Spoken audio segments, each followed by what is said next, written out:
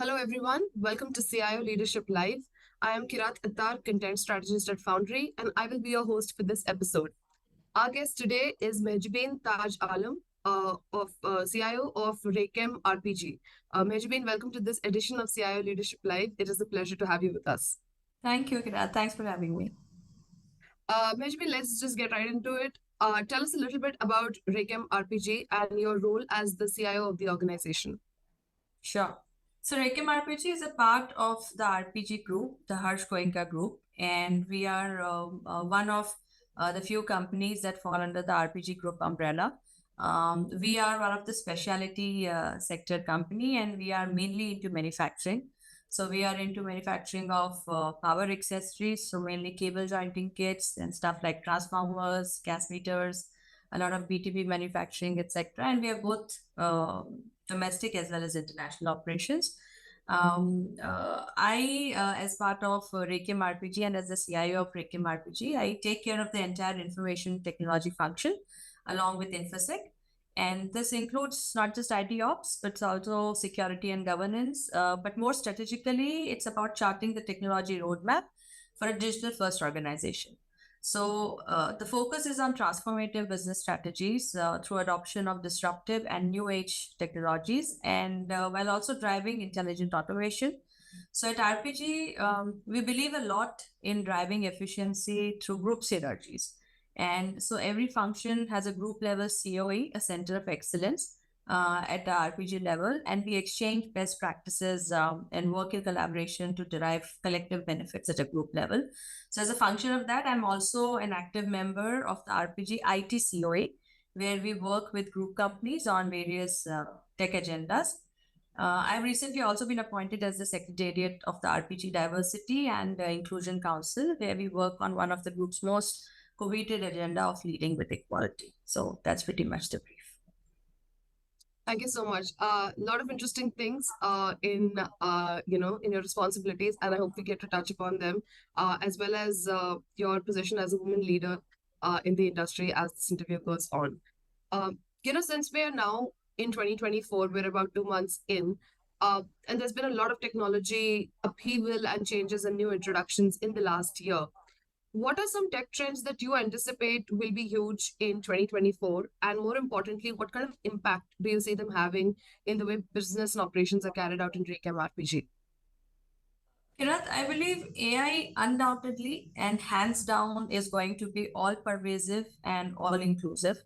I believe in all its avatars of machine learning, deep learning, Gen AI, RPA, robotics, IoT, AR, VR. I mean, all of these have found relevance and use cases across industries and domain and are in rampant usage with majority organizations. I mean, companies are churning out, projects at a factory scale, if you Yeah, look at it.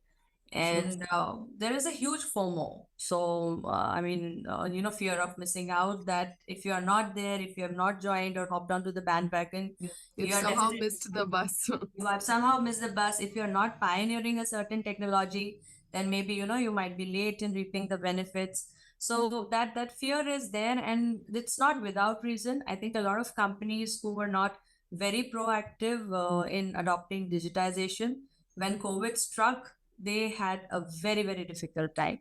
And Very true. companies who were more forward thinking, who looked at digitization more from a future perspective rather than, for immediate benefits, they actually had a much simpler time in adopting, business to the needs which were there when there were no physical connects. So that has also, kind of added to the mindset where, companies want to join on to technology. And everyone after COVID has definitely realized that technology is not just, one of the function that keep the lights on, but it's more about driving business, and True. it can help you, kind of achieve numbers. So to that extent, I would say that COVID did help kind of bring technology center stage. So having said that, if companies have realized that if they have not scaled technically or if they have not evolved in time, their businesses are going to face survival challenges. So all these technologies, over a period of time and more recently have become very, very important. Cloud, I would definitely say it's obviously there, but it has matured fairly well over the last 2 decades. We have talked so much about cloud, having cloud, not having cloud, the pros and cons, but now you see cloud everywhere. So True.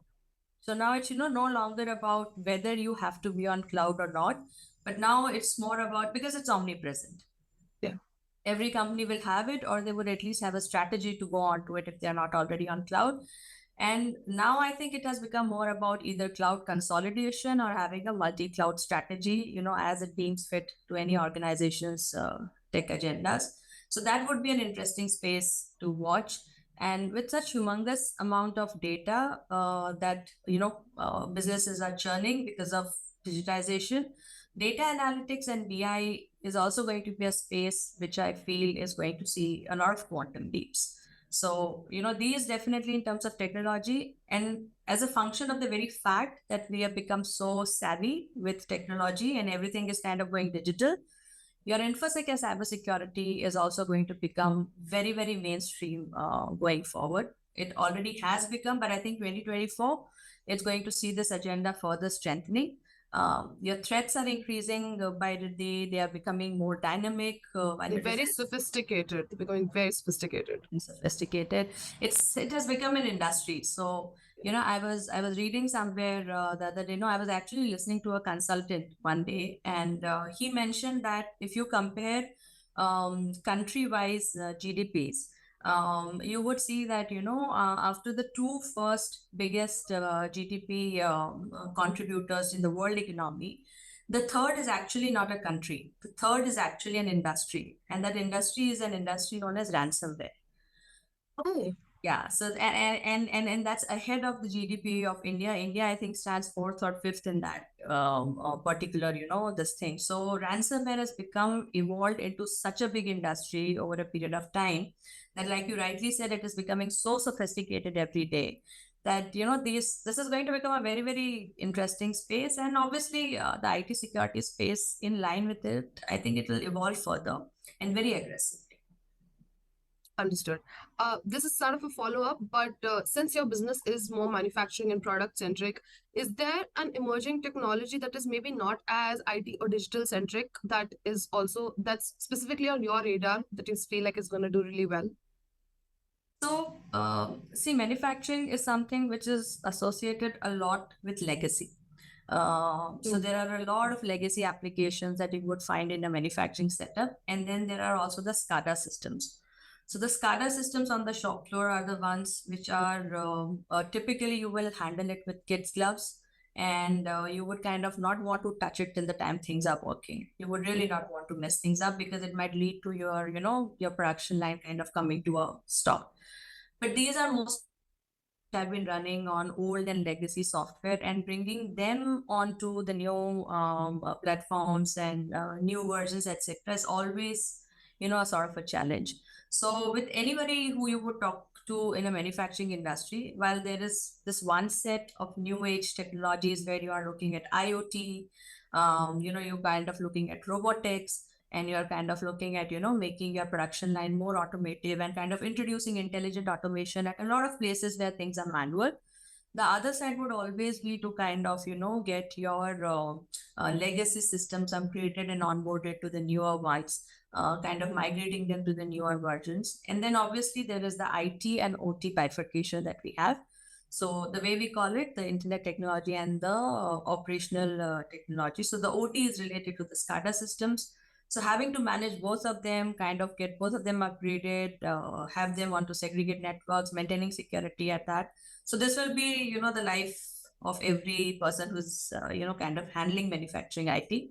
And this always remains, on our radar. So yes, even at Rekem RPG, while we work on a lot of digitization projects and we have been introducing RPAs and IoT, we are simultaneously also working on kind of getting our OT, also upgraded and running. So that's been our focus here.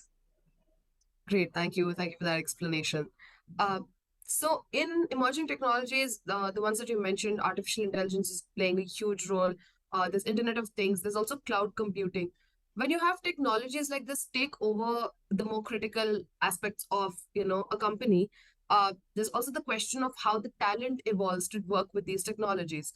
So considering the complexity and the newness of emerging technologies, what skills do you look for when you're maybe looking for new talent, or what skills do you look to hone in existing talent in Rekem RPG?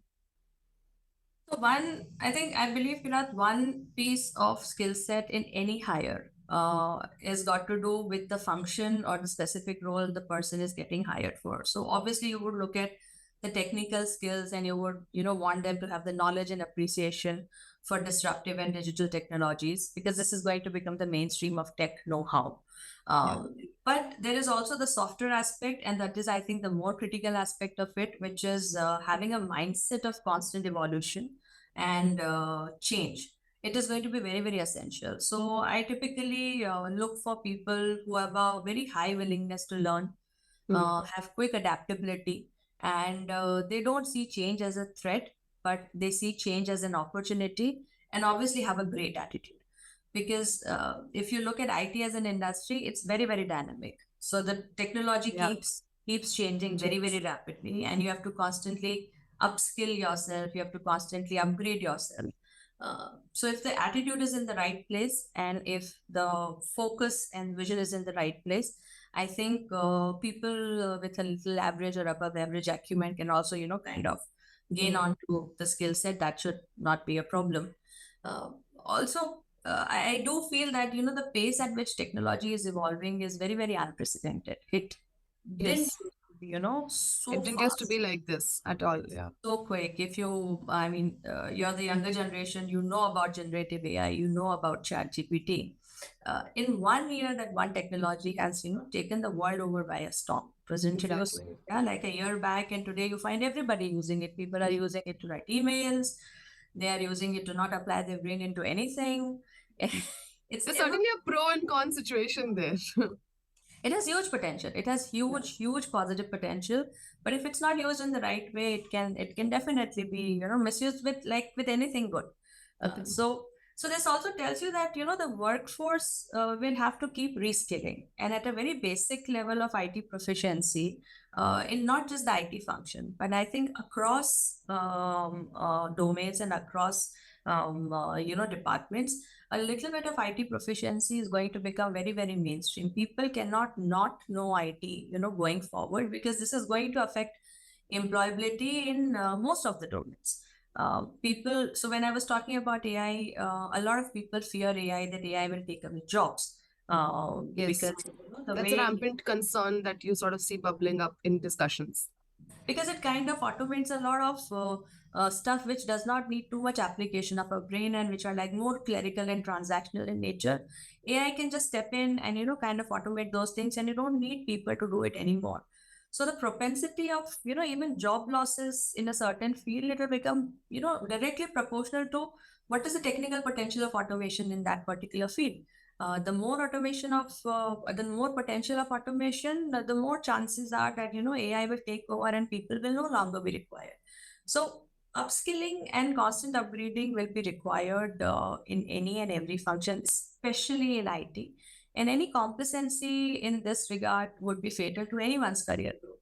True. So obviously somebody, who kind of sees this as an opportunity and is very quick to learn, adapt, do a lot of change management. These are the skills that I would obviously go for in any candidate that I would want to hire. Understood. And that's a really detailed answer. So thank you so much for that. I'd like to shift gears a little bit and ask about you being a leader in your industry, and if things have been a little bit more different for you as a woman. For instance, I would love to know what skills would you tell women to hone in order to become indispensable to their fields or their industry, just from your own experience. So, whenever we talk about gender disparity, or whenever we talk about how difficult it is for women, out there to kind of make a mark in the corporate space or in the labor market, we talk about a lot of glass ceiling concept, right? Yeah. And everybody's aware of glass ceiling. I'll tell you about something on the other side of glass ceiling. There's a concept which is also known as the sticky floor. So sticky floor, it's something which is kind of it is used to describe a sort of a discriminatory mindset or a discriminatory employment pattern that keeps a certain group of people at the bottom of the job scale. So you would see a lot of women at middle management level, Entry uh, level positions. level positions, they'll be there. But as you keep going higher up, you will see fewer and fewer and fewer of them. It's not that they are not talented. It's not that, they do not have the brains for it. If you go to schools, you will find the girls always topping the class than the boys, right? Always, yeah. I don't think it has got anything to do with, acumen or aptitude or, The intelligence, yeah. or the intelligence bit.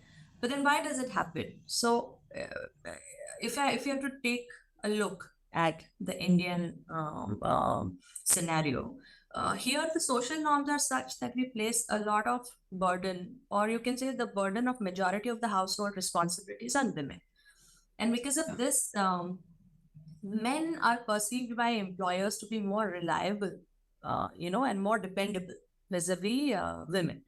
So, and given the higher probability of dropping out of the labor force, Workforce, yeah. childbearing or for rearing or after marriage, the employers tend to discriminate against women because they expect future, career interruptions. It's not because they True. think that, they are not smart enough or they cannot do the job.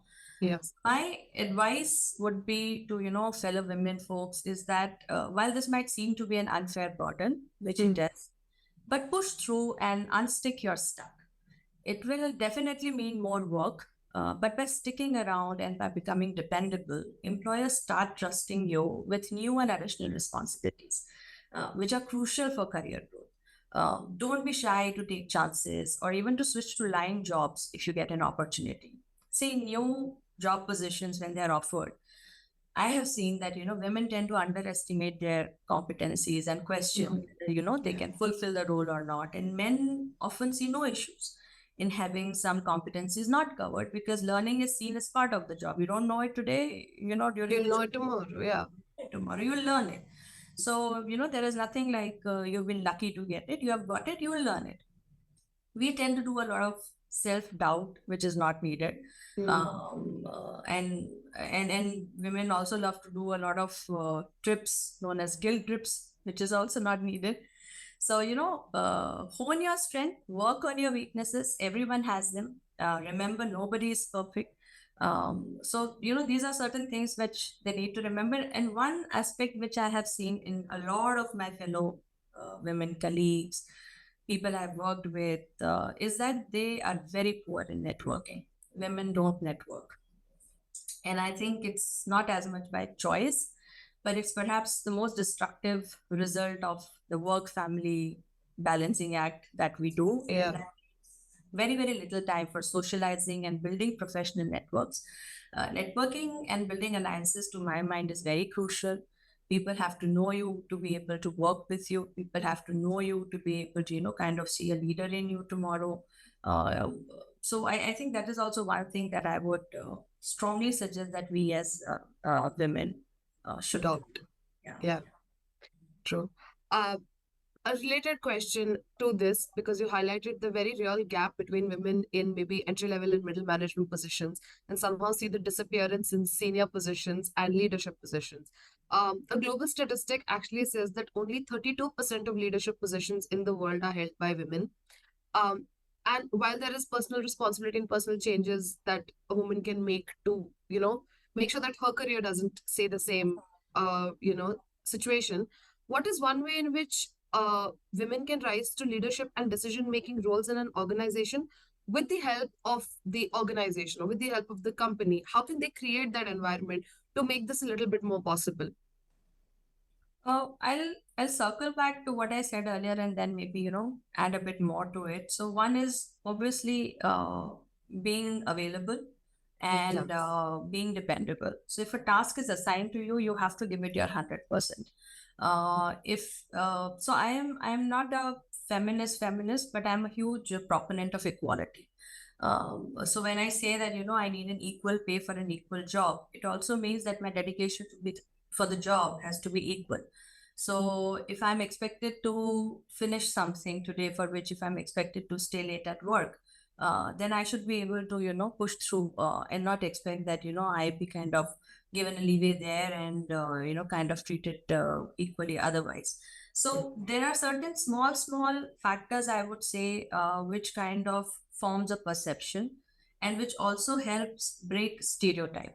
So, like I said, it is never about potential or acumen. It's about how much dependency can be there on a particular resource, whether men or women, before any organization would decide to hand them over any responsibility, or a higher position or a Position, higher yeah. role. So if you are there, if you have done difficult tasks in the past, if you have been available when the organization needed you, in spite of your own challenges, see, they're always watching. They are always watching in your bad times, in your good times, in your difficult times, how your responses are, how your attitudes are, what is that extra that you have done over and above what your job role defines. All of these things, and that goes with everyone. I mean, we also do it in our own personal engagements. Um, we hire house helps, right? And we Yeah. hire people for ourselves, and we are always evaluating people. So how is it different for anybody else who employs us? Yes. So that whole idea of, and then just leave the entitlement mentality. Women tend to feel that when they are given something important or something more a higher responsibility, they feel that they have become lucky. No, you're not lucky. It has been given to you because you deserve it. So feel that you have deserved it, and then deliver, to the standards that you are expected to deliver back To deliver to. Yeah. yeah. And once you do that, I don't think there is any reason for anyone not to kind of, give you higher up positions, kind of hand out senior roles to you. I don't see that as a challenge. That's very well put. So, given your experience, if I may ask, how many years have you been in the business? In the industry, I've been working since 1999. But that was also my first year of college. So I've been working No. since, but I have to say the corporate one, I think I've been there around 19 years. So that's a tremendously vast experience. So I would like to learn a little bit from your experience. And what are the three things that you would like to tell fellow women leaders, like your peers, as to your leadership principles, which have helped you have, a great thriving career in the last 18, 19 years, and those that will also take you forward, if you could touch upon them a little. Okay, so three. So I'll just put whatever first comes to my mind. I think probably Fair whatever enough. first comes to your mind is what you probably believe in. I have always tried to. I have always believed and also tried to live by the dictum that we rise by lifting others. You have to support people. You have to encourage people. You have to celebrate others' success as well as, and how much as you celebrate your own success. You can only lead people when people like you and they want to work for you, and That's support true. and supporting others' success will never dampen yours. So having that attitude where you are most forthcoming and happy about others' achievement Achievements. Yeah. as much as yours, it kind of brings a lot of solidarity. Makes you Good. obviously, Yeah. Goodwill is really fostered in a with personality like that. Yeah. perfectly. I couldn't have said it better. So that kind of builds a system around you, or a group of people around you who would want to work for you, and nobody works individually. I mean, whatever you do it with the contribution of a lot of others around you, and that obviously helps.